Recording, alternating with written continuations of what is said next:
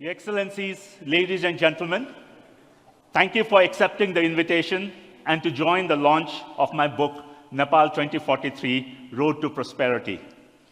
And I was thinking that when I was thinking of doing this launch, and I said, what should I do? Should we set the stage?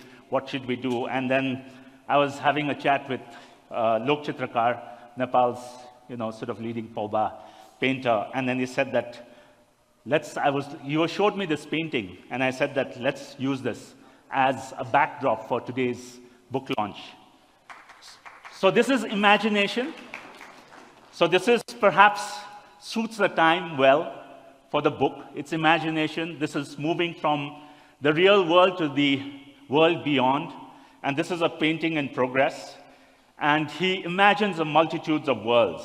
And then in the book, I imagine Nepal's future. So I said, let's have this as a backdrop and to use this today as the backdrop for today's function. Thank you very much, Lokji, for this painting. And this is, he tells me it's not completely finished. He's been at it for 8 years, another 6 months. This would be ready and up in the market. So today's program, we have 3 speakers, 3 people who have been doing some extensive discussion as I was writing the book, and also for work and others. So I have Ambassador Danielle Meuwly, Ambassador of Switzerland to Nepal, Anushka Shrestha, founder of Makkusé, entrepreneur, with whom we have endless hours of conversation, and Saloni, Sethia, entrepreneur, but also advisory board member of the Nepal Economic Forum.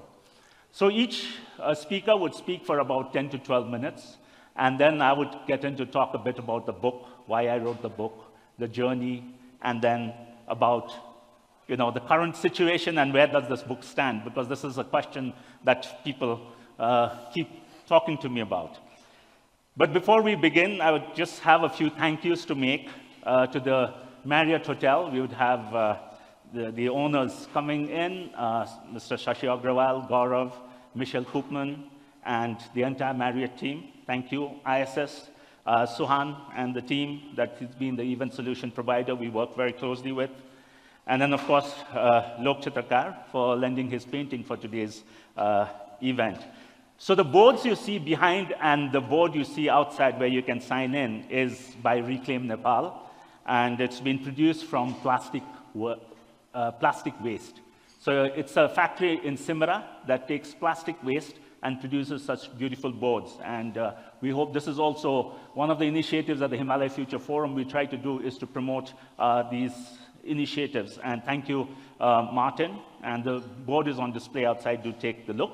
Also, we don't use plastic for all our props. So we use, so we got this very nice table from Gallery 108. Sugat and Evelyn, thank you very much for providing that lovely book for book display. And do take pictures, do leave some messages. That's what my creative team has told me to tell people. So I look back to my previous launches, and I thought that, rather than a panel, we would have a series of speakers. And I would now invite our first speaker, Ambassador Danielle Meuwly, Ambassador of Switzerland to Nepal. She is an economist first, and I think later a diplomat. And I've really enjoyed the conversations we've been having on the global economy, and also brings in deep experience and exposure. Over to you, Danielle. Thank you very much. Good afternoon, everyone. It's a pleasure and an honor to be here today to speak about Nepal 2043, The Road to Prosperity, a timely and compelling book by Sujeev Shakya, dedicated to all those who believe in the future of Nepal, and I count myself among them. Let me start on a personal note. I felt a bit lost after the Gen Z protests. I needed a dose of optimism, so I asked Sujeev if we could meet. That's when he handed me his book. Back home, I started reading it, though with a certain apprehension, wondering whether, after what had just happened, the book would still feel relevant. How wrong I was. Sujeev writes about a transformational journey, Analyzing structural change. This book doesn't lose relevance, it gains urgency. The road may be steeper and bumpier, yes, but the destination is within reach. The structure of the book itself is telling. Reimagining Nepal, followed by the enablers. It moves from vision to pragmatism, written in Sujeev's signature pracademic style. Conversational yet analytical, optimistic yet realistic. It's a rare combination, and it makes the book a genuine page-turner, not just a policy manual. There are many remarkable aspects to this book, one of them being the space given to demographics. Youth are the future. Let me quote, "Nepal's biggest asset in its journey towards 2043 and beyond is its young population. The median age of Nepalis is 24.4 years. However, the window of opportunity to seize this advantage is limited. The time to focus on Nepal's youth is quite literally now." I suppose that anyone in the audience who may still have doubted the relevance of this book is now convinced. Switzerland is mentioned several times as an example in the book. Since the opportunity is offered, I feel compelled to elaborate on that. First, it's about location. How do you assert your position when you're surrounded by large countries? Switzerland knows a thing or two about that. There are two key aspects: connectivity through infrastructure, from landlocked to landlinked, but also, and more importantly, connectivity through economic openness, through trade and investment. Openness is not only about access to vast markets. It's above all about competition, the imperative to innovate, to improve, creating the best framework conditions for business to thrive, positioning your country as the best place to do business, political stability, a level playing field, and healthy competition are the key ingredients. Second, federalism. In the current context, it may be important to reaffirm the value of federalism on several fronts. To address cultural diversity, both Switzerland and Nepal are immensely rich in this regard. But federalism is also about economic efficiency. It ensures value for taxpayers' money. Greater accountability at the local level leads to better public service delivery. Decentralization fosters competition. Subnational governments can test and pilot solutions, learn from one another, and adopt best practices. Finally, the book showcases the Swiss model of human capital investment. Switzerland has been working for several years with the Nepali authorities and the private sector to strengthen the vocational education and training system. The dual apprenticeship model, in which the majority of young people's training takes place within companies, ensures both quality and relevance.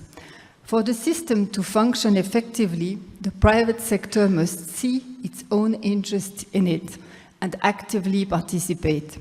As of today in Nepal, more than 3,000 companies offer apprenticeship positions. This is a clear signal that the system is paying off, and hopefully more companies will follow suit. However, as highlighted in the book, a shift in mindset is also needed across society. We must stop thinking that tertiary education is the only path to success. In Switzerland, 80% of young people choose vocational education. not because they lack intelligence or the ability to enter university. Perhaps quite the opposite, because they are smart enough to know that this is the best way to secure a well-paid job. Now, that's enough about Switzerland as a model. Let's stop bragging. Switzerland is at times lagging behind Nepal. The digital ID is a case in point. While Nepal already enjoys the benefits of the Nagarik platform, we Swiss only voted on the introduction of a digital ID 2 weeks ago, and just a slim majority of voters approved this significant leap. We can definitely learn from Nepal's appetite for digitalization. This book is indeed more than a roadmap for Nepal. It's a playbook for transformation.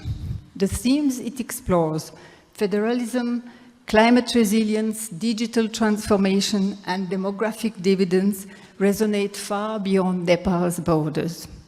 Whether you're a policymaker in Kathmandu, a diplomat posted in the region, a development practitioner working in fragile contexts, or a foreign investor seeking long-term vision, this book offers clarity, courage, and conviction.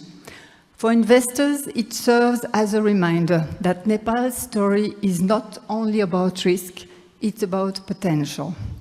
A country of extraordinary human capital, unique geography, and deep resilience waiting to be unlocked by clear rules and political will. What makes this book so powerful is that it doesn't stop at diagnosing problems, it focuses on enabling solutions. Now, is there something missing in the book? I would be tempted to say nothing. And yet, that's not entirely true. How to put it? What's missing is the answer to the question, how to speed up the enablers. How can we collectively find a way to press the button that jumpstarts transformation? There is growing interest in Nepal as an investment destination, but how do we turn that interest into tangible action? As Sujeev rightly points out, we need champions and campaigners outside of government to make this dream a reality. So how do we organize ourselves? As a diplomat, I found myself reflecting on how this book can help bridge conversations between governments, between sectors, and between generations. It is a tool for dialogue, for visioning, and for action. So let us read this book and let us act on it. Dear Sujeev, may your wish come true even before 2043. Thank you.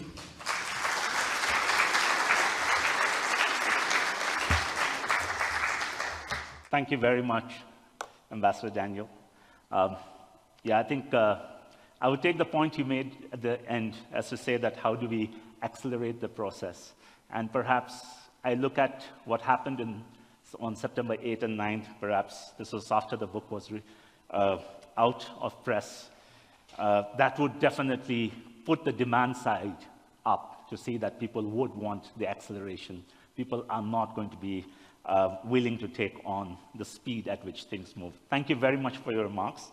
I would now move on to our second speaker, Anushka Shrestha, with whom we've, as I said, have been speaking for many hours.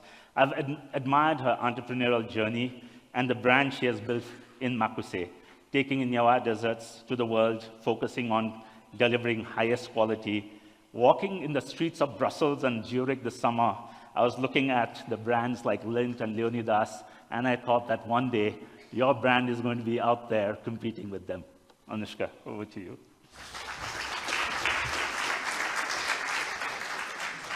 Thank you very much, Sujeev. A very good afternoon to everybody present. Our fellow speakers, we were having a conversation that, a lot of the points could be repeated because after capturing absolutely everything, the first speaker benefits taken right out of the way. Thank you so much for this opportunity. We had a little gathering right before the September 8 events. And that was while the social media ban was happening, and there was a board that said, follow us on TikTok? Was the question. The social media team and I were having a question. It's all a theory of relativity, isn't it? Problems seem bigger, pain seems bigger unless something larger shows up. And right after the events, as things slowly started to settle down, the first question I too asked Sujeev as a friend was, wait, is this, how relevant are things going to be now? Things are at press, but my God, as so rightly pointed out by Ambassador, it's not just relevant, it is urgent. I wanted to first thank you for giving me this opportunity to be here and speaking about the book and giving a chance to read it as well.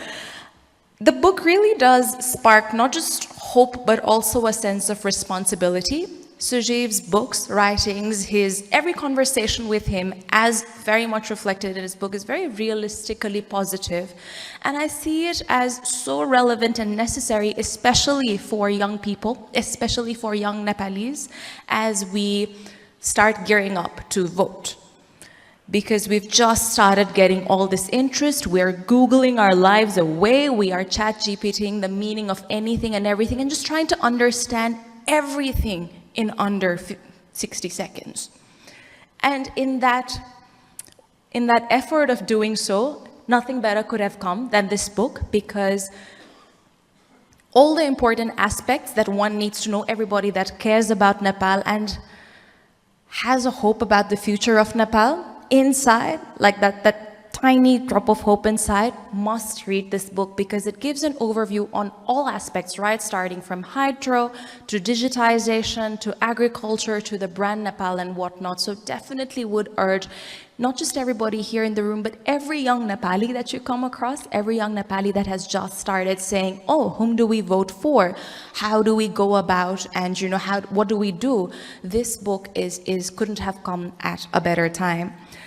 I returned to Nepal after having completed my undergraduate degree and living in Australia for 5 years in 2019. And now I've been here back more years than I lived in Australia. And the questions of, oh, why did you come back? While they've started getting lesser and lesser, I think a lot of it goes to the fact that more and more people are returning. And there's always two sides to that. While there are more people returning because they definitely see some kind of hope, many incidents definitely shakes that hope. In the weeks after the events, I am a big foodie. For people that know me, no matter how sad I am, if they said, do you want to go out for food? My face will light up. But there was a week where my face did not light up, even at the offer of food. And that was when Sujeev offered to know, we've got to sit and talk. And I'm sure many of us in the room that have faced many kinds of loss in the recent events, some of us have lost people that were close to us. Some of us have lost businesses. Our third outlet, I've gotten into the habit of saying we have 3 outlets when asked how many Makkusé outlets we have, but now we have 2, because one of them was burnt down in the recent protests. It was in Pokhara, and we just happened to be renting at a complex that was owned by a minister. So when things like that happen, it really shakes your ground, and you really feel, oh my God, there really is no hope. But hope is a funny thing. Even when you think that you have no hope, it is amazing how you recover. And aids help. This friend of mine had said something to me when I was feeling a bit low in Australia. I went to this friend who wasn't a very close friend, and I was just feeling a lack of friendships out there. And I happened to meet her at a point where her young kid was sick, knocked at a door, and she said, can you please hold my baby for 5 minutes? I need to use the loo. So the question that I wanted to discuss with her when I went in was, what does one do when one feels hopeless? And she said, God sends in some form of help. How did you come into my home today? I had not been able to go to the loo for hours, and there you were. So I think in very unique ways, God sends you, some rays of hope. And when we feel this national sense of hopelessness on many aspects, when we saw injustice happen, it has shaken the core of hope amongst a lot of us, if not all of us. And I think this book and Sujeev's friendship to a lot of us comes in the form of that hope. Of the many things mentioned in the book, I think what has resonated with me personally the most, and I'm sure resonates with a lot of you out here as well, is working on the brand Nepal. The brand Nepal and Nepali has been used so much as a negative thing, right? Oh, Nepali time, Nepali para, almost seen as a negative connotation. But whom, if not us, Nepalis and well-wishers of Nepal, to turn that connotation around to that day when we say, oh, that is very Nepali of you, go, thank you. So taking that brand Nepal, be it with products from the Himalayan range and other parts, such as what Pratibha is amazingly doing, or service sectors as well. I think each and every one of us in this room has some sort of opportunity to work on the brand Nepal and make it something that we're truly proud of. When we talk about hope a lot, one of the things that a little bit of the pessimistic naysayers, and sometimes in the recent, after Dasain, we Newas have this thing called Naktas. It's a gathering of extended families, and you might find a few naysayers in Naktas. If there's any Newas out here, you might resonate. And the naysayers would say, sabai hawa kura mathi mathi ko bhannalai ramro sunincha. Would just relate to it, just things that sound good. Nothing good is gonna happen. If something good happens, twice as bad is gonna happen. But then we look around. We have seen, sitting here in Kathmandu, we have seen positive change. We cannot deny that. So at times when we feel hopeless, I urge, if we can't reach out to friends and family, to pick up books like these, to pick up reads like these, to pick up articles written by Sujeev and NEF, and be there for each other, because if there's one thing that the recent events have taught us, is that the best of us feel hopeless at times, but hope is a funny thing. It never dies. And people-to-people connection is what brings things above. Lastly, I'm just doing a time check. When you said there is a timer, I'm like, of course, there is a timer. So what I'd like to say lastly is that Nepal 2043 is not just a mirror of what we can become, but quite a map of how to get there. And for each of us, we might resonate with one section more than the other. Some of us might resonate with the manufacturing side of things. Some of us might resonate with the diplomacy side of things. Some of us might resonate with the hydro. But there is something for everybody. And as a Nepali and as a well-wisher of Nepal, this book gives you data to base your hope upon. That would perhaps even shut the most negative naysayers at our Naktas up with that data to base our hope upon. So I thank you, Sujeev, for writing this book.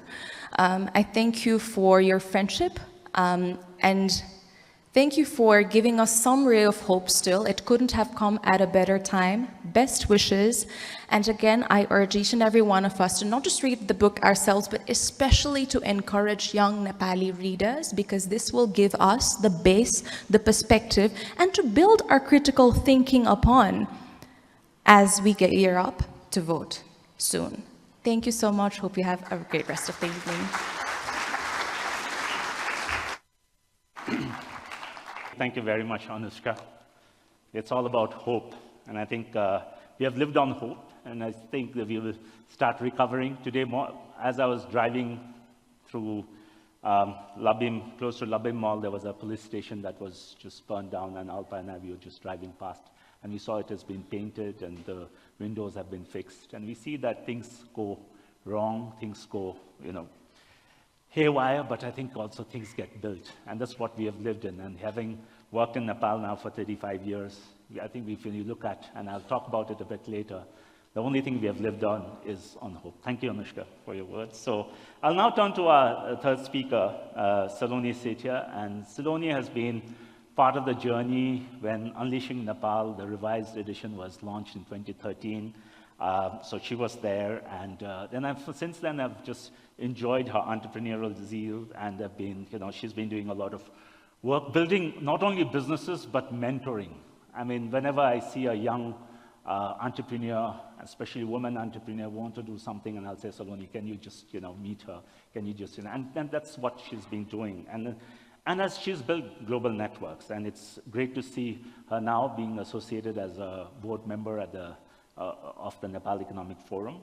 And also during the course of writing the book, as I was stumbling on so many ideas, and she's been one of the persons I've been chatting with a lot. Saloni, your remarks on the book. Thank you. Good afternoon, everyone. So last week, I posted a simple question on LinkedIn after reading Sujeev's book. What does it mean to thrive in chaos? I didn't know that Sujeev would ask me to stand here a week later at the launch of Nepal 2043, still thinking and discussing this. What does it mean to really thrive in chaos? In Nepal, it's not just a metaphor, it's a daily routine. After reading his book, I did some ChatGPT. We've had 50 prime ministers in 75 years. We've had 20-hour power cuts, hundreds of strikes, blockades, earthquakes, floods. The list can go on. And life went on. So I remember as a student, when I was in grade 11, waking up at 3 a.m. to write my essay and print it for class the next day. As an adult, I remember colleagues during the blockade waking up at 2 to cook in the induction because there were no gas cylinders available, nor electricity. Entrepreneurs still met deadlines. We didn't just survive. We adapted, we improvised, we carried on. And maybe that's what makes this country, Nepal, so extraordinary.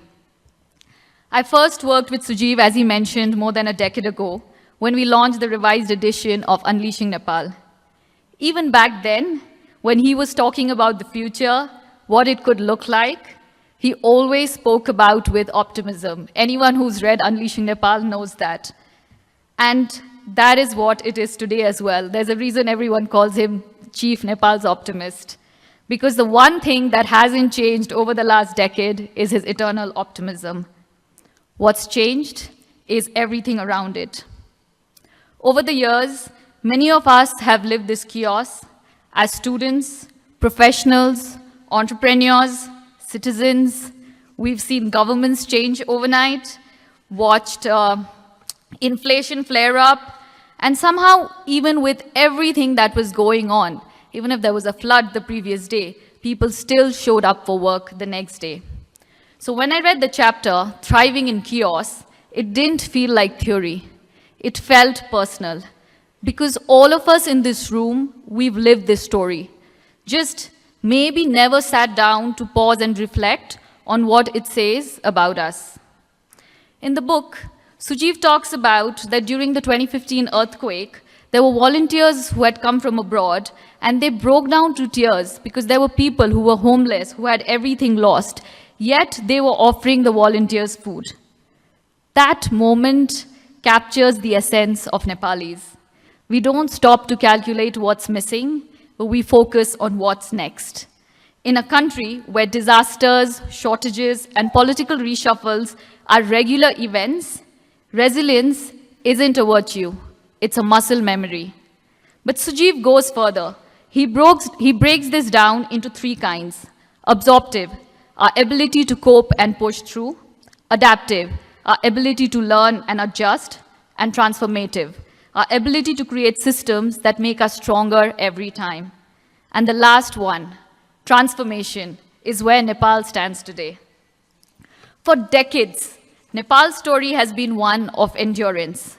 We absorbed the shocks, earthquakes, insurgency, blackouts, fuel crisis, and somehow, I repeat, we got back up every time. But absorbing and adapting will only take us so far. To thrive in the next 20 years, we have to start designing resilience, not reacting to chaos, but as he mentions, anticipating it. Because despite all the instability, the data that he shows in the book tells a story of progress.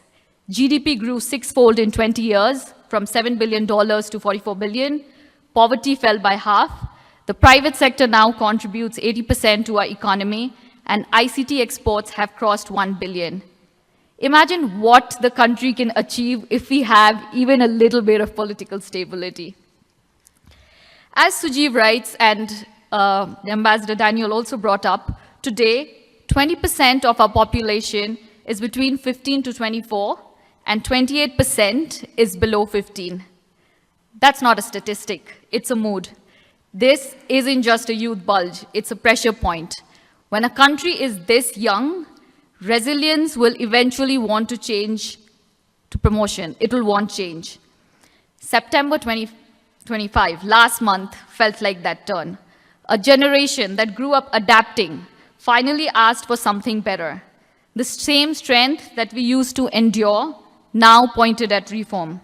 It wasn't sudden. It was overdue. I remember having this conversation right after reading the book, and I was like, your book literally talks that this is going to happen. Maybe not the protest, but the fact that something was overdue.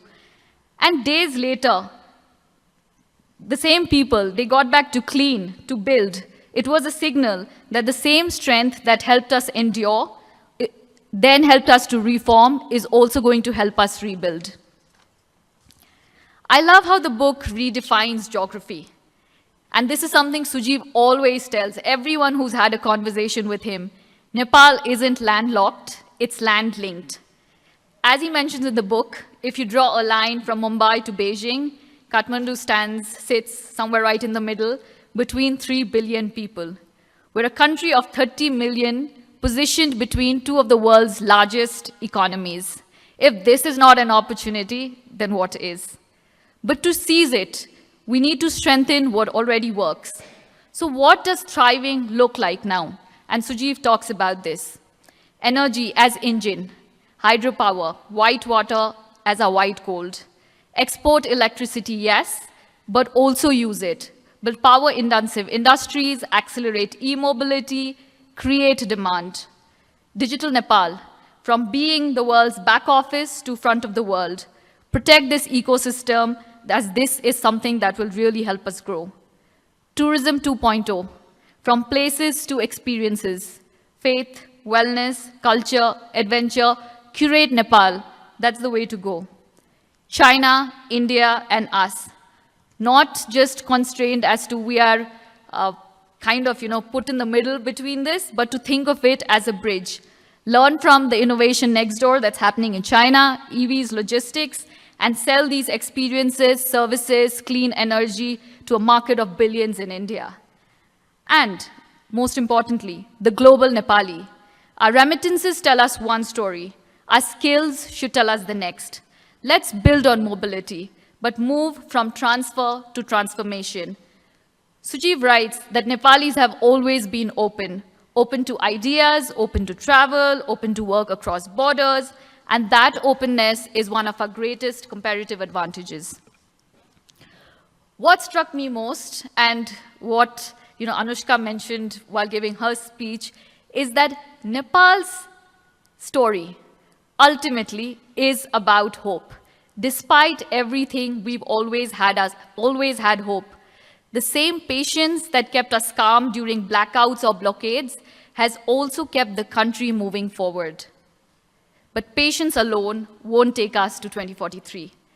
As Sujeev writes, yes, we've learned to thrive in chaos, but to move from surviving to thriving, we'll need these shifts, from adjustment to accountability, from silos to systems, from patience to participation, and most important, from resilience by necessity to resilience by design, where we don't wait for crisis, but constantly innovate.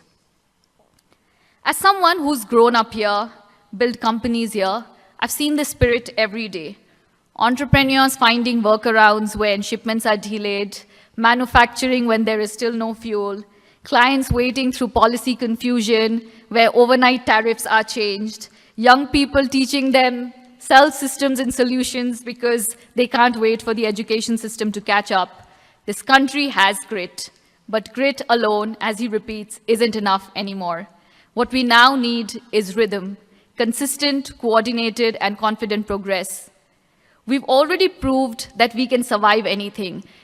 If we have survived the last decade, we definitely can get through anything. Now we just need to prove that we can sustain growth, that this chaos can lead the way to coherence. Ambassador mentioned and spoke about the bigger picture, as Sujeev talks in his book, about what we can learn from Switzerland.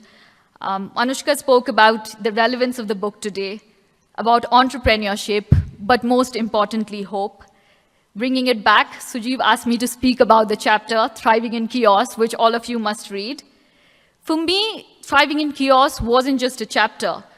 As Anushka said, it's a mirror of what we've been through and a map of what we can become. If the last 20 years was about learning to endure, the next 20 must be learning to design, because resilience got us here, but it's vision and discipline that will take us to 2043. Nepal 2043 is not just a book to read, it's a decade to write together. Thank you. Thank you for your remarks, and definitely Thriving in Chaos. So when I was working with the editor, and we were not sure what we should have the title of the chapter. And I think that's when, one of the days it just came up to say, we had said sort of resilience was the title of the chapter. And then when that Thriving Chaos came in, and my professor friend, Jack McCarthy in Babson College, he said that, Sujeev, your next book should be on thriving in chaos. You should write a guidebook on thriving in chaos. Perhaps this is going to be something, and my people at home and office, I'm sick and tired of listening to this phrase, thriving in chaos, because I've been using it so much. But thank you, Saloni, for your remarks, and thank you, all the three speakers. So what I'm doing is that there's a timer, so there's 20 minutes I've allotted for myself, and I just thought that I would go through a few things, and then we could also have an opportunity to do some Q&A, questions and answers, people who have been reading my book, this book, or past book, or some of the issues around the economy and Nepal, I would be more than happy to take on. So I just thought that in the next 20 minutes, I would cover three things. I definitely want to talk about the writing journey, because it's not that, I have a full day job doing other things and teams that I've been delivering, but also, one of the things I'm really affectionate about is my writing journey. And I just want to use this time to reflect on the writing journey, because I think that has helped me to stay positive. That has helped me to look at, hope. Because it's like an artist who goes on to do the next painting. You're always looking for positivity. It's like the chef who's cooking. You're always trying to be positive. And that's what we're going to look at. I'll briefly talk about the book. What is this book about? I think the speakers have given a bit of different perspectives around it. And then when this book was, I had gone to receive the copies, when the first picture of the book came in, which I shared with a couple of friends, and when I was very excited, we had a trailer release, a little get-together on the 4th of September, and then this happened. And then I was at the Penguin office, and we said that, do we need to do this book? Do we need to delay? Do we need to, books already started being shipped to bookstores. And then we said that, no, I think this book stands. And I think it's, as the speakers mentioned, it's more important to look at this book at this point of time, because it gives you a lot of solutions. It gives you hope. It gives you perspectives. And especially for people who are in Nepal, entrepreneurs, business people, or, people who are running organizations. So my writing journey began as a columnist with Kathmandu Post initially in '96, and then Himal South Asian. So that's where I used to write the Saponomi column. Then I started writing for Nepali Times as Orthobed, and Kundadai is here, my editor. And then that became a compendium of columns that came out in 2008.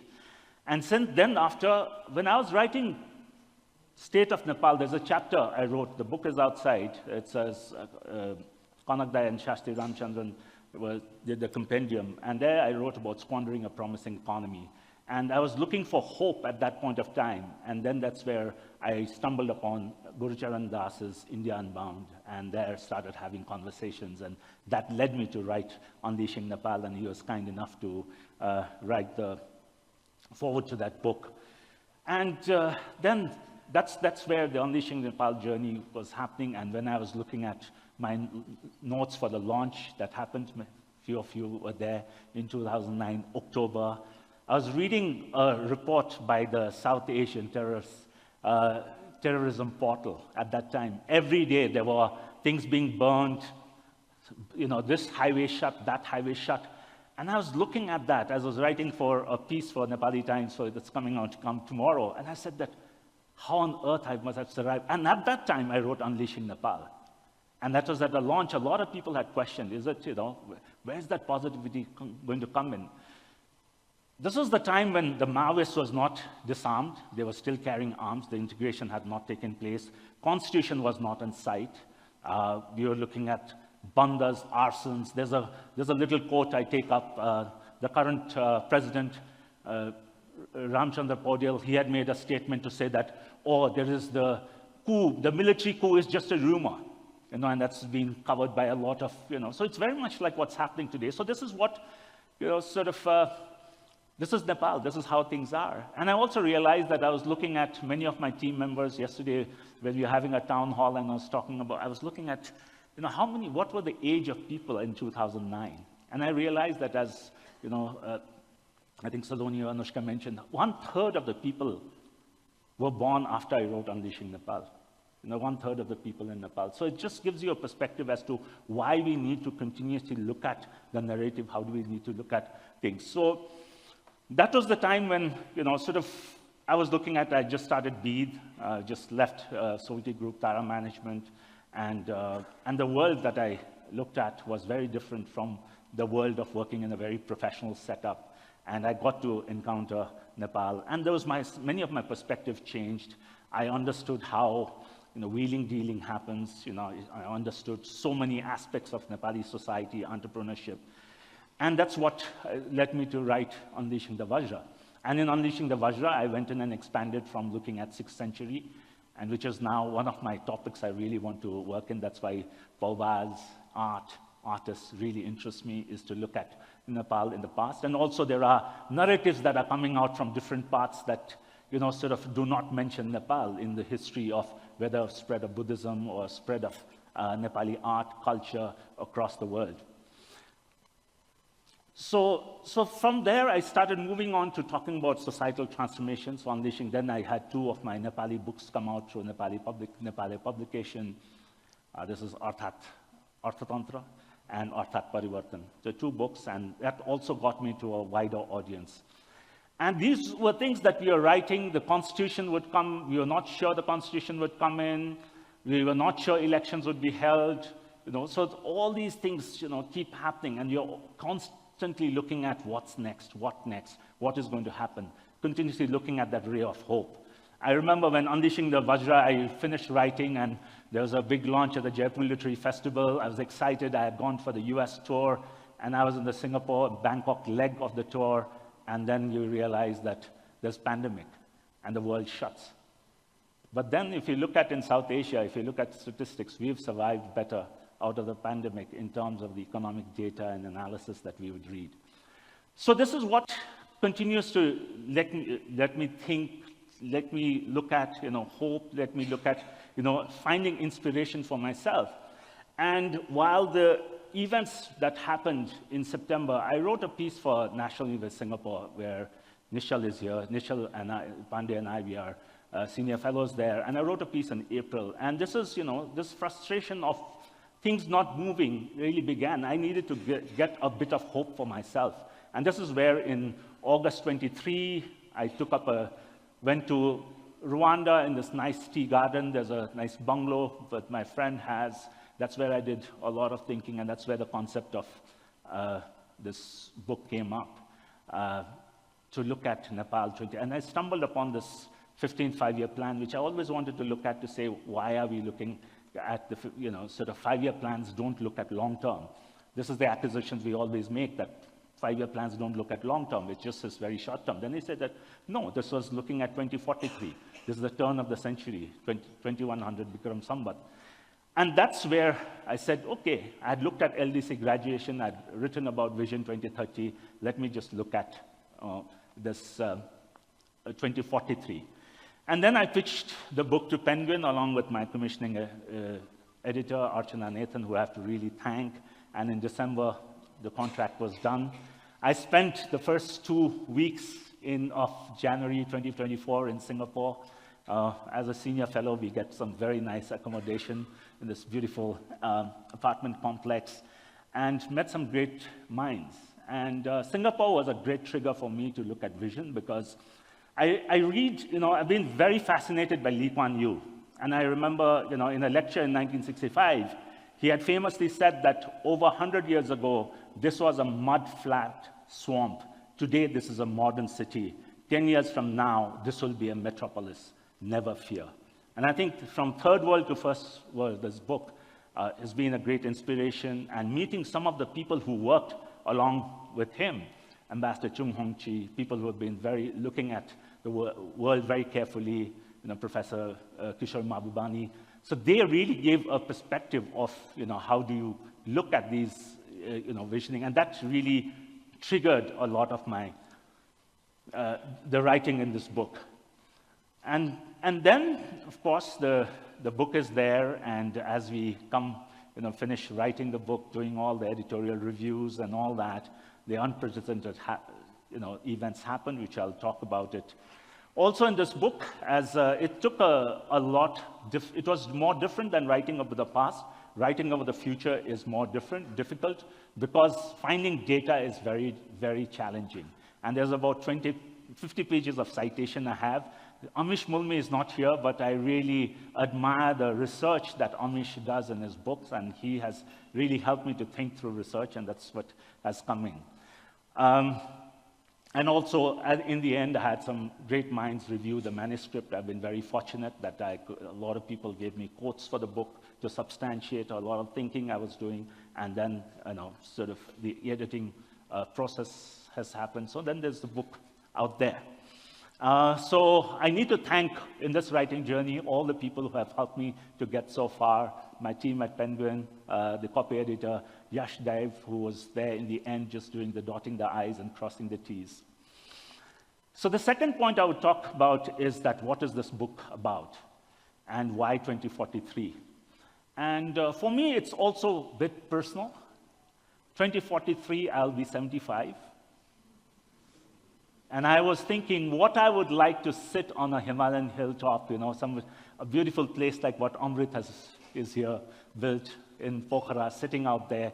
What is the Nepal I would like to think about? And that's what helped me also to push the vision. Because also, as everybody was talking about hope, we need to have something to look at, to really push ourselves. What do? You write something, so that there's a strategy for your company, there's a strategy for your organization, and there's a path for yourself. And then you think of 2043, sitting on a hilltop and looking at what's the journey you've had. And you want to think of a good journey. You don't want to think of a painful journey. It's like making an omelet. You really want it to, want to see we call it, as Stephen Covey says, begin with the end in mind. And that's what you want to do.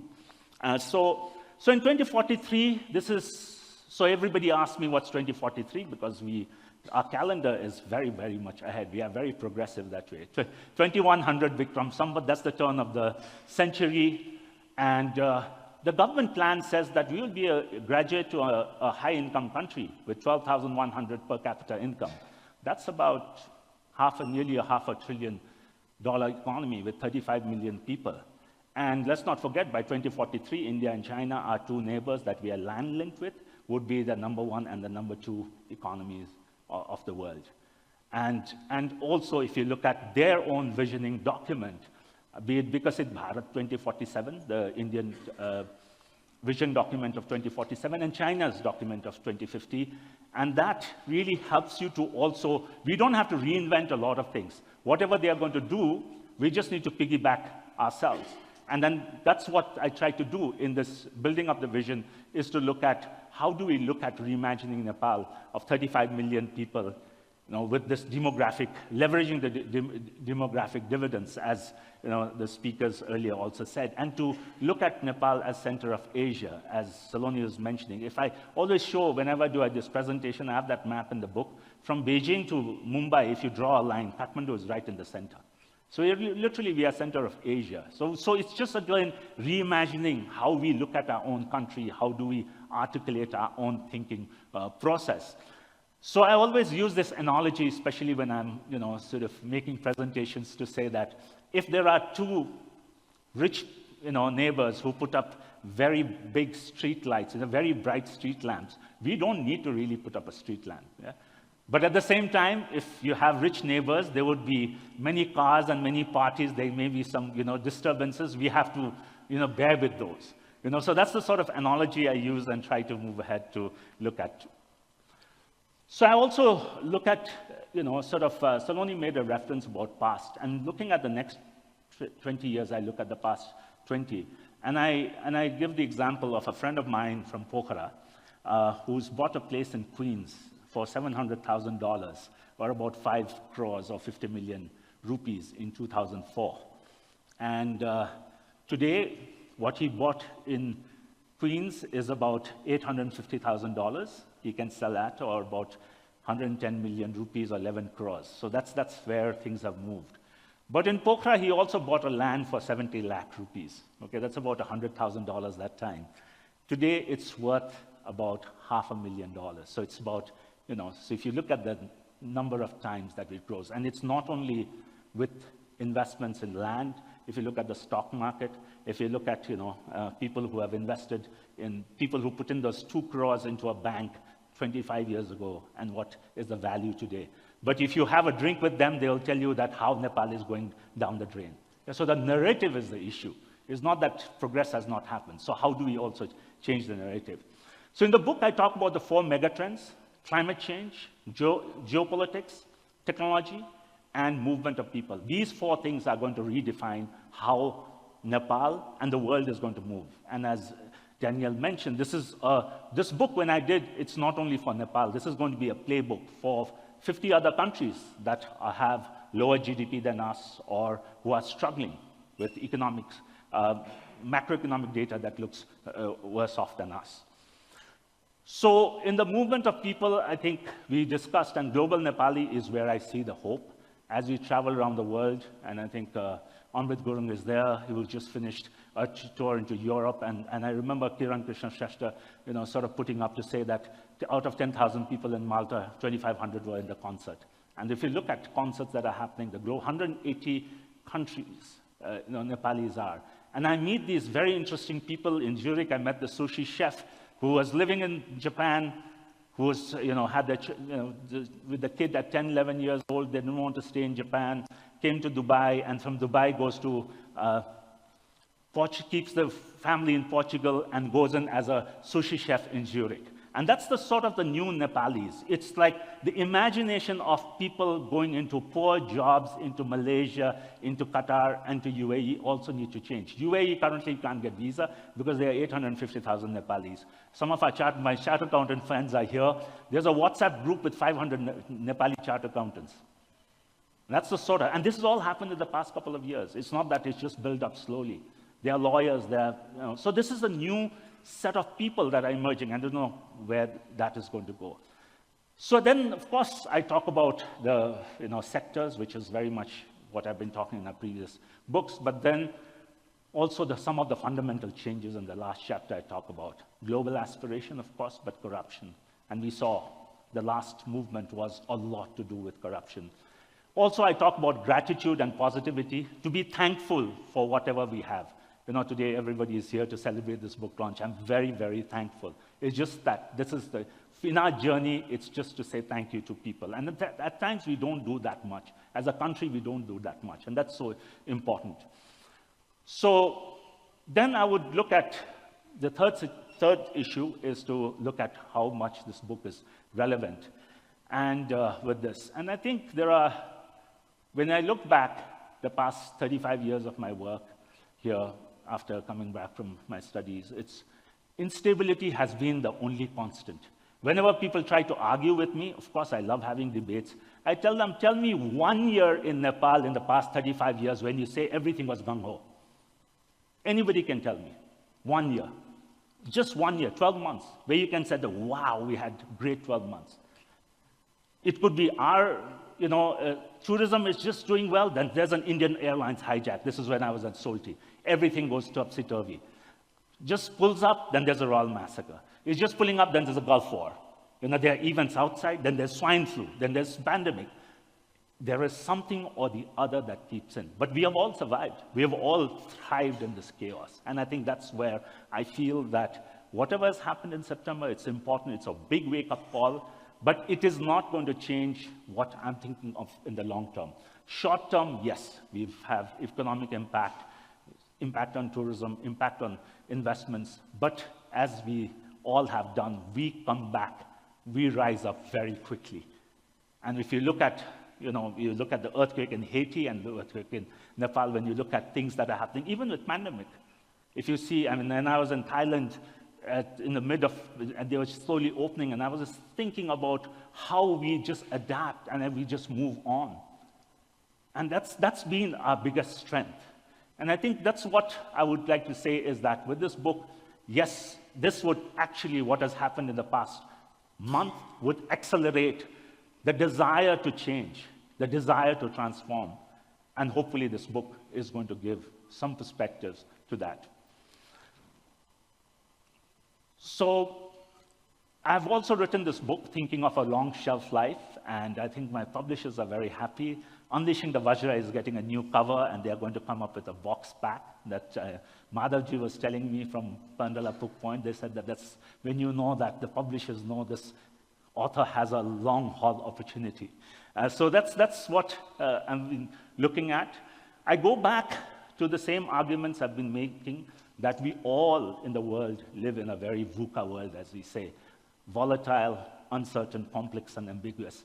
And again, as I said, if there's no one year we can think of good times, as I keep traveling around the world, I don't see one country where there's no problem. I represent Bauer Group Asia, this US consulting firm, and every morning we get these briefs from 35 markets, and none of them are talking about good things. There's something happening in the Philippines, in Indonesia, in East Timor, in Malaysia, in Thailand. Every day we're bombarded with problems.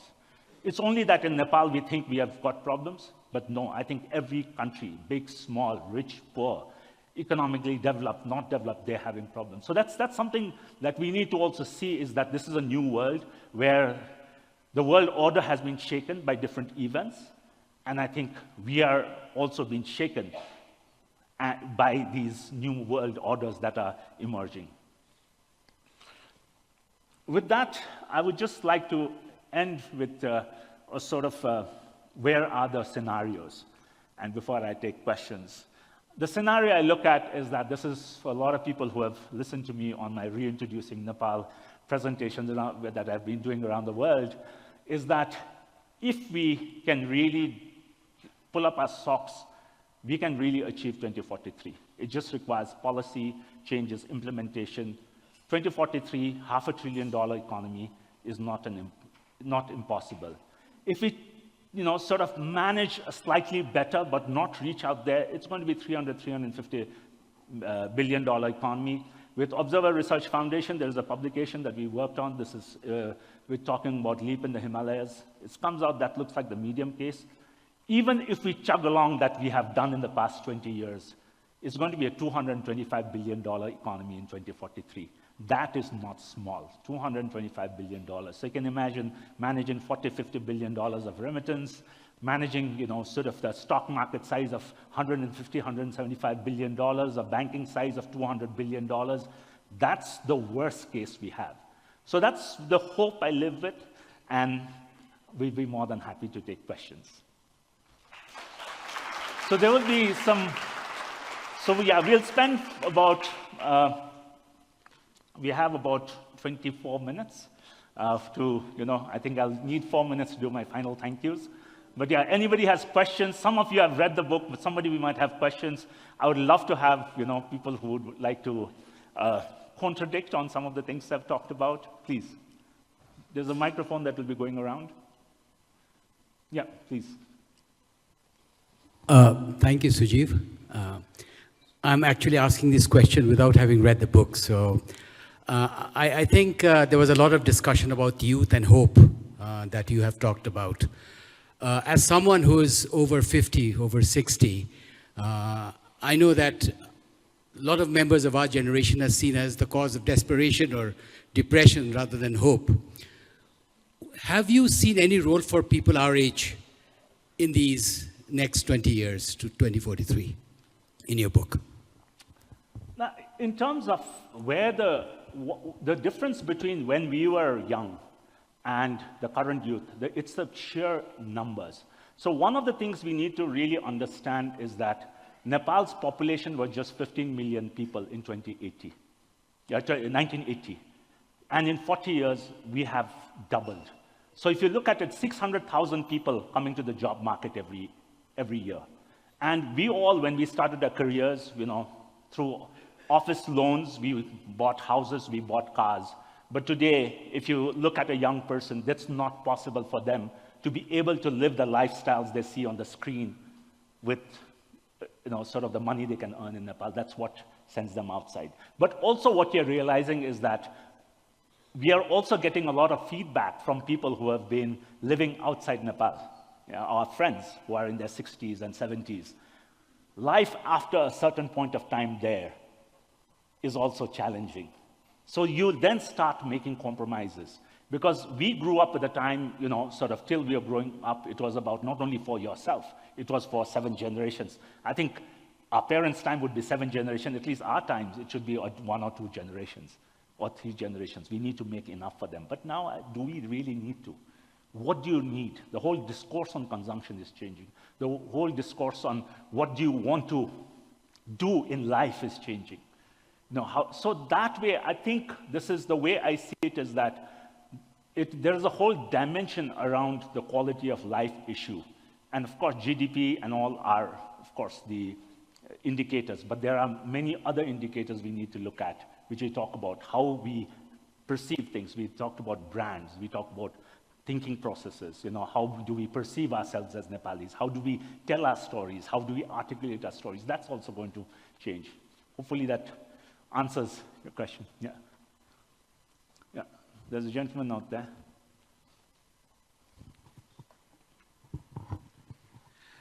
Thank you, Sujeev, for this wonderful book, and thank you very much for this opportunity to participate on this event, and also for the question. So, I'm a macroeconomist. I came back to Nepal 6 months before, and I'm working with government think tank of Nepal. And thank you very much that I can share some of the articles with Nepal Economic Forum also. So while talking about hope, let me ask you one question as one of the pessimist economists in this economy. So when the September event happened last month, then the main issue was the corruption. And then after coming back to my office, after 6 days of rest in my residence, then I look after the data of 203 countries that we have in the World Bank development indicators. Then I look after the index of the control of corruption. And then I come up with very interesting fact that out of 206 economies, almost 27 countries have significantly improved the control of corruption, which were less than Nepal before 2004. And out of those 27, 7 countries were from Africa. So if I go through your book, I can see a lot of optimism by looking after the neighbors, the size of the GDP. Of course, we have the very average level of economic growth of 4% in past 20 years. So we do not have bad stories. And if you look after the progress that we had after conflict, end of conflict in 2006, and after peace occurred, very simple type of event or protest or conflict happened, other than the 2015 earthquake. So when I look after the biggest issue of Nepal, I see a very challenging issues on institutional side. So do you have any remarks on how we can transform our institutions over the period of time? So looking back to 2043, when you will be in 75, then how you can reflect yourself as a citizen of that country where the control of corruption has very limited number of sides, and then we have significantly progressed on economic sides. Thank you. No, thank you for your question.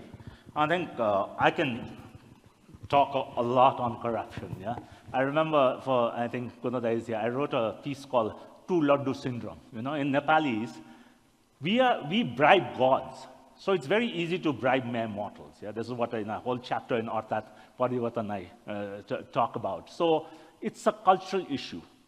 Because like when you have to talk to God, we don't do it directly. We need an agent in between. Yeah? So that's how our culture is. Anything we want to do, we need to have. But if you look at the younger generation, they really don't use much middlemen, or sort of now, or the we call in Nepali bicholia. So that is changing.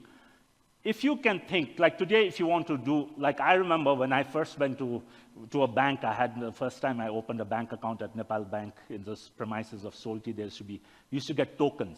Yeah? So it was somebody was intervening the whole process. You couldn't get to the counter till you had the token, somebody was giving you the token, somebody was giving you the money. Yeah? But now what you can do, you can just open your app and you can transfer money. So that's what digitalization is going to do, remarkable things on this tackling consumption. And the Rwanda experience, has been amazing. So there we've seen Umicho, this is this national platform that is there. Every government service is through an app. And there are agents that help you if you don't have the smartphone yourself. And if you look at it, there's no way you can, people will find ways to go around, but it's very difficult. So what we'll see is that as the demographics will change, as if you see younger people, the way they want to interact for services, and that's changing. Like I remember I was fined for parking in New Road, and then the cop came in and said, "Can you open your Nagrik app?" And I opened the Nagrik app, and he just took a picture, and they sent me the QR code on SMS. I paid it right there, and it was done. So if we can start encouraging those things, and I think it's going to happen. I am a great believer in technology that is going to transform, and also people want institutions, because we grew up at a time when there were a lot of social institutions. There were a lot of cultural institutions. You belong to something. And now when you look at the newer generation, do you belong to this institution? The question is no, because they look for global platforms. You don't have to be in a reading group to read about a newspaper. You can just go into an app, find your favorite thing, and then there's a stream of things that will come in. So I'm a strong believer that technology is going to bring in the changes. Let's see, and I'm very hopeful. Bit of comment, then I'll go into a question. First of all, I can really relate to you and Felicity recently. We both completed books recently. And the hope is so much within when you begin to write that you don't have to, you reach a point at some point that the hope is a fire lit within, And thanks for that, for yet more time rekindling it. That's a heavy word. In an effort to rekindle it for a generation. That needs applause, big hand. And the question being, this piggyback theory about the two giant economies next doors and we just ride on the wave, hello, it hasn't happened. So are you hoping too much in your bid to hope too much? Or is there some reality check? I qualify, I haven't read your book yet. I plan to. Give me some hope there, please. We've seen China and India rise to, you can tell it. You kind of gave your own data recently about the rise of China and India. Hello, we've been talking about this since Baburam Bhattarai was the Prime Minister. When was that? So we are still an economic laggard. And connect the dots for me, please, if you can. Thank you. Thank you. Yeah, when your former editor asks you a question, so you have to be very, careful on how you answer. And Akhilesh's book is coming out from the same publisher, so let me use this to plug in very soon. And so I think the China-India thing is sitting in Kathmandu, and you've been traveling a lot for your writing a book, and if sitting in Kathmandu and looking at this relationship is different than being in the border, looking at relationships. Okay? So I can throw hundreds of examples, but some of them is that if you go and talk in Surkhet, I was with a guy who was trying to put up a little noodle factory. And he said, I have the choice. I can decide here is my line of production. I need, sort of the dough kneading machine. I need the processing, packaging. I can choose which one would be from India, which one would be from China. and there's a guy who can deliver it to me in doorsteps. And I think of this when I talk to, in, say, in Kenya or in Rwanda, when I think of an entrepreneur there, do they have that opportunity? So we have got that opportunity. You look at the adoption of electric vehicles. Like it was not only during the Rana regime, the famous, carrying of vehicles came in. Flying taxi came on people's back here. Because entrepreneurs here are, there's no 911 here. You're on your own. So you have to find solutions. So they'll find, and we have India and China. If you look at most of the platforms, the software platforms that are coming up, if you see where is the inspiration coming from, where is the backend coming from. And being next to India and China has been great. Like I was in Kirong. So if you go to Kirong, I call it the Raswa green card. If you are from Raswa, you can, now a Raswa Nagrikta change into, going into a Raswa Jilla, you can have to pay about 1.5 lakhs. Then you become a Raswa Nagrik, because then you can be driving those electric vehicles across Raswa or go to Kirong and get work permit to work. So out of 10,000 people in Kirong, about what, 6,000 were Nepalis? So these are opportunities. So if you ask somebody, like when I was in Simra, for this reclaim factory visit, and you have conversation, you look at the, sort of flow that's happening. Because the thing we need to change is that we are now talking about prosperous India and a prosperous China. It's different neighbors now. It is not the neighbors that were struggling. And they are going to be the number one, number two, sort of economies. That's how I see it.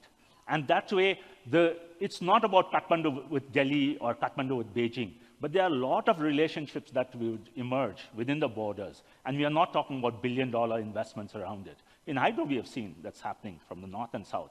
But we'll see a lot of trade. We see, like in agriculture, if you look at agriculture product sales, if you look at tourism, we've been just, the other day, I think Deepak Joshi is here, we were talking about regional tourism, the number of people who drive and come across to Nepal. That's also, so we got into this very lofty ideas of India, Nepal, China, but we need to look at the relationships are on the ground. We have to look at how better border trade happens, better tourism happens, more investments happen, and the investments are going to come from smaller pockets. That's how I think of it, and that's how I look at it. And I love to disagree. Sujeev, for sharing so many insights. It's really encouraging as a youngster in Nepal to see a positive outlook on the future. So my question to you is, what are some small steps that youngsters who are abroad currently can take right now to contribute to the prosperity of Nepal in the future? I'd love to hear that. Thank you for your question. For me, like I was in my school, I studied in Dr. Graham's home, so I was there for my 125th birthday of my school, and I did a little session with grade 9, 10, 11, 12 students, and it was one of the questions they were asking me as to when I was of their age, what I was thinking. And I think it also comes from the family values you have, the way you've been brought up. And for me, what is important is to not take shortcuts, to be able to believe in integrity, in value systems, and especially as a lot of people nowadays, we've been writing not to look for instant fame. Entrepreneurship is not having a post of MOU on the LinkedIn. The entrepreneurship is not putting up on that Instagram that picture that I did it, and you're disclosing all your customers, all your clients. It's not about that. It's a long-haul game. And I think if you can think of a long-haul game, if you can think of the value systems you are in, I think those are, and very little talked about in Nepal. Everything, we have a very gambling mindset. We want things to just double and quadruple very quickly. But to have that patience and to say that this is what I want in the long run, that perhaps may help to think through. Hopefully that answers your question.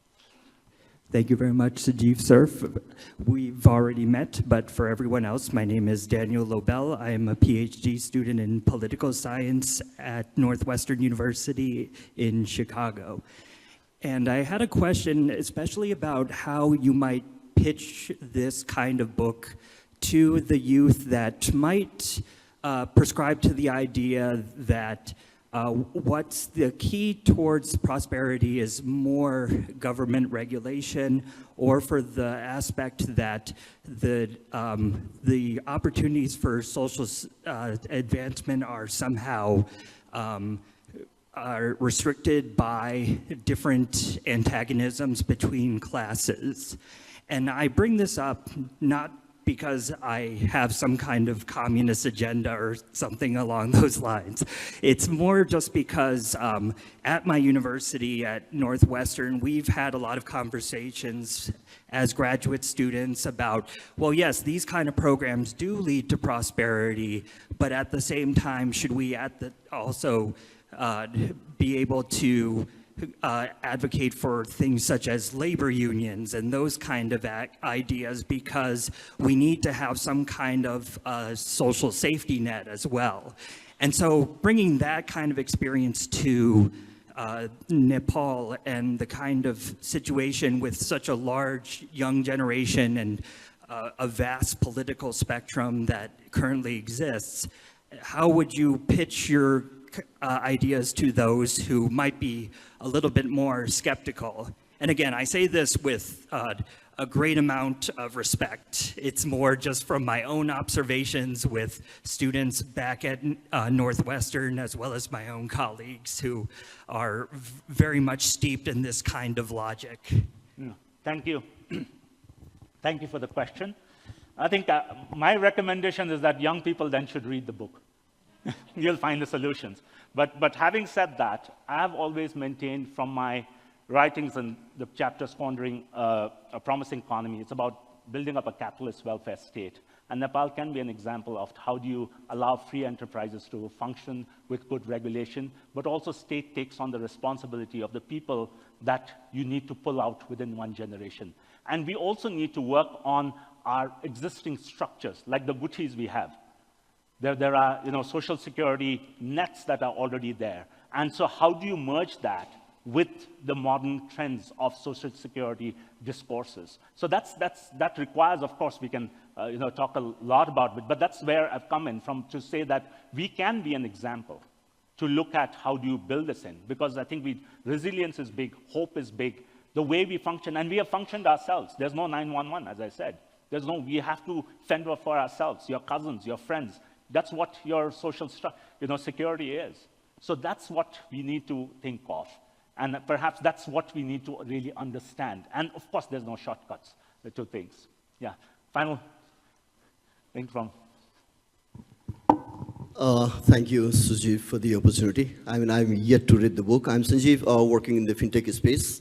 I'm glad that you covered chapter in digital or digitization for that matter. My favorite topic is digital economy. And I believe the country would leapfrog, on the basis of this foundation that we create. And I use one analogy that Nepal is building a new Mount Everest. And the base camp is already determined. And I think you hinted close to that. The height of the new Mount Everest, the base camp of the new Mount Everest is 515. And 515 is the $1 million of IT expos that we've been doing. And you've taken to the camp 1 is $1 billion plus. So we are at the camp 1 stage now. But let me go back to September 4th, when American investor with a fintech company based out of Kathmandu were deliberating the board to expand their presence with a new investment. After 9th, the board turned back. And I met the group yesterday. A couple of $1 million worth of new investment into Nepal is on the pause and exploring somewhere in Africa or in Vietnam. It's on its way out. Last week, Google, Sundar Pichai, just shook hands with Modi ji on $15 billion visa opportunity, which could have been, part of it could have been of Nepal's, on the data center capability. We lost, again, one of the key opportunity, not all, but at least fraction of it. I think where we stand right now, to build Nepal to take into 2043, I think we need to build digital economy, and DPI is the foundation, digital public infrastructure. In old days, we were talking about public infra in the sense of road, electricity, and water, but the new norm is the DPI. So I think we need to invest more in the DPI, create marketplaces, and create opportunity for the youth to directly leapfrog using these, new age technologies. I think, and then this is where the economics and the school of thoughts need to redefine and reflect with, how could we, country like Nepal, emerging economy like us, could leverage on these new age technology to take us to the path of prosperity. I think with that, I rest my case and thank you. Leave for your Thank you very much, Sanjeev, for your intervention. So I think we are getting to the close of it. Before that, I have to do quite a bit of thank yous. Thank you for your questions. But yeah, for the thank yous, of course, there is my publisher, Penguin, the legal team there. I mean, when you're writing a book on the future, there's a lot of data that they're continuously looking at. The legal team did a great job at Penguin. I miss Alkesh Biswal was supposed to be here, the general manager of international sales, and at Penguin, he's been really pushing Nepali titles, and that's how Akhilesh's book is coming out. Dr. Beg Badal Thapa's book is coming out in English, so it's great to have more Nepali book that is going to get out to the world. There's a long list of people I have to thank with whom I have conversations during the course of the book. I'm not going to do that now. In the acknowledgement section is there, and also I had these 11 great people to endorse the book. So for me, some of the people I have to mention is Jack McCarthy, who's Professor Jack McCarthy has been a sounding board friend and coach. Spending those, what I call as a 72-hour sabbatical at the Babson College has been great. And when I've been doing the class visits where my life is taught as a case study there, it's been amazing the questions that come up, and preparing for those questions, answering those questions have helped me a lot to shape the book and articulate the things that I've written. I have to thank my team at the Nepal Economic Forum and BEAD, which been great support, allowing me to take off to the right, and also the amazing amount of research that's available for me to look at. Every economic issues being discussed. Every day a product is coming out, an analysis coming out. That has helped me. And of course, the board members and the advisory board members at the Nepal Economic Forum. I do miss today late Prabhakar Rana, a visionary leader with whom I could spend a lot of time and learn a lot of things. I really, really miss him. And also Vivek Debroy, who really got me into understanding what is the rigor of writing. Gwen Robinson, Nikkei Asia Review editor, she passed away last year. She has been also a great help to look at how do you write for an international audience. She used to always push me back to say that, Sujeev, somebody who's reading this is sitting in Spain and is trying to make out what's happening in Nepal. So you need to talk to this person. And unfortunately, she passed away. And today, Sangeeta Shrestha was here. She went in, but Ambika Didi has been also someone I discussed a lot about the challenges. And always she used to go and say, when we started Dwarikas, when we were doing this, and she can tell you how she overcame challenges. And so unfortunately, these people couldn't see the book take shape, but I do remember. So I have with me also in this journey, Isha Sharma here, who helped me to be a sounding board as I was writing. Thank you, Isha. And Eva Kafle is not here. Amrita is here for managing the social media and communication around this book. Thank you all for this. And for this event, once again, thank you to the Marriott Hotel for this gracious hosting, Reclaim Nepal, ISS, and of course, Lok Chitrakar for the painting. And this would be at some point of time in the market. Do contact him, and there is a QR code. Do visit his gallery to see an amazing array of work he has done over the past 40 years. So Sugat, Evelyn, wherever you guys are, Gallery 108, thank you very much. And my speakers today, Danielle, Saloni, and Anushka, thank you very much for this, coming today and sharing about the book. And from the Nepal Economic Forum team, especially with Suyesha and Anushka, who had taken the responsibility of managing this event. Thank you very much. And finally, my big thank you has to go to my two pillars of my life. So in Lok Chitrakar's painting, he talks about these two pillars being, he was explaining to me yesterday, the 10 paramitas, or the 10 perfections that help you to move. And so my two pillars have been Alpa and Shasha. Thank you very much, because without them, I don't get the time to to be writing this book, finding the time to write. Thank you very much, Alpa and Shasha, and all the team members. And Your Excellencies, ladies and gentlemen, thank you once again. The books are available outside. Mandara is selling it. I'll be here signing it. Please do join in for high tea and conversations. Thank you once again. We are just 3 minutes off. Thank you.